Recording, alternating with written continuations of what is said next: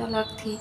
वो अपने छोटे भाई को कुछ नहीं समझता था, सारी धन संपत्ति सब अपने नाम कर ली थी और उसके छोटे भाई भिखारी को जैसी हालत कर दी थी। और वो दोनों पति पत्नी एक झोपड़ी में रहते थे, टूटी फूटी, और मजदूरी कर कर अपना और अपनी पत्नी का पेट पालता था।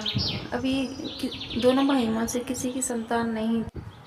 फिर एक दिन क्या होता है, इसका छोटा भाई सोहन अपने भाई मोहन के पास आता है और कहता है, भाई भाई बड़े भैया हमें कुछ दे दो, हमारे घर में कुछ भी नहीं है, चावल का एक दाना भी नहीं है, इसलिए हम भूखे हैं, हमारे 2 दिन से कुछ भी नहीं खाया, मैंने मेरी पत्नी दोनों भूखे हैं, इसलिए हमारी आप मदद कर दो भैया।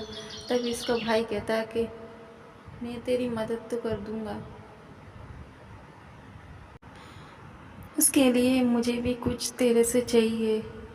हो बोलता क्या चाहिए भैया, तुझे तो पता ही है कि तेरी भाभी की कोई संतान नहीं होती है, डॉक्टरों ने भी मना कर दिया, इसलिए मैं चाहता हूँ कि तेरी पत्नी मुझे एक बेटा पैदा करके दे और इसकी मैं कीमत भी दूंगा।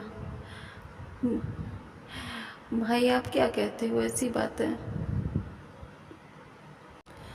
मेरा बच्चा होगा वो आप ले लोगे, ये कहाँ का इंसाफ है भैया?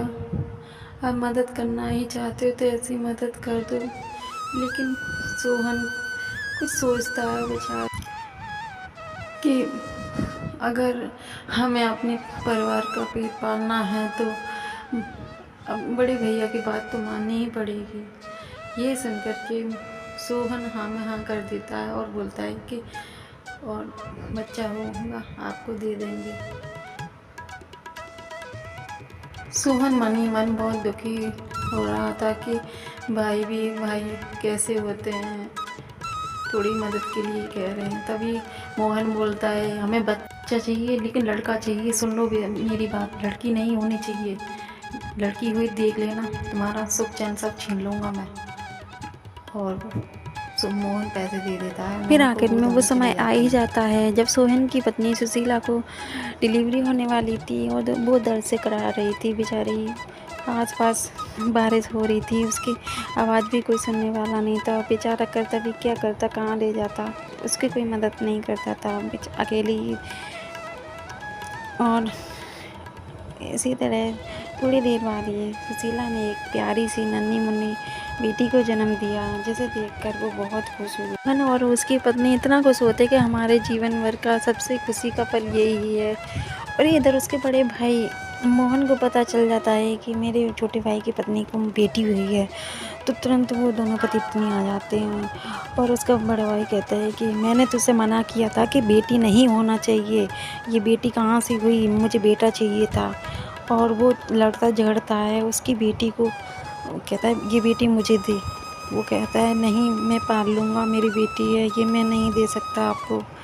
लेकिन उसका बड़ा भाई बहुत ही कंजूस था और घटिया किस्म का व्यक्ति था, वो एक भी नहीं सुनता। तो सोहन के भाई साहब मेरी बच्ची है, मुझसे मत छीनिए, ये मेरी जीवन भर की एक पहली ये खुशी है, इसे मुझसे मत छीनिए। नहीं, मैं एक भी बात नहीं सुनूंगा, इस बेटी को मुझे दो, ले जाऊंगा, जो करना है मैं करूंगा, मेरी कमाई का है ये, मैंने सारा पैसा खर्च किया है इस पे, इसका फल मुझे कुछ तो मिलना ही चाहिए। उसका बड़ा भाई एक भी नहीं मानता, उसकी पत्नी भी जरा सी भी दया नहीं आती उसको। नहीं नहीं भाई साहब, ऐसा मत करिए, मेरी फूल जैसी बच्ची को कहीं मत ले जाइए। उसका बड़ा भाई उन दोनों की एक भी बात नहीं सुनता और बच्ची को ले जाता है। इसी तरह सिलसिला चलता रहता है और उसकी 4 बेटियां होती हैं, चारों को बारी बारी से मार देता है। फिर से उसकी 5वीं बेटी होती है, उसको भी उसका भाई आता है और ले जाता है। उधर सोहन उसकी 5वीं बेटी को भी ले जाता है और एक पत्थर पे दे मारता है।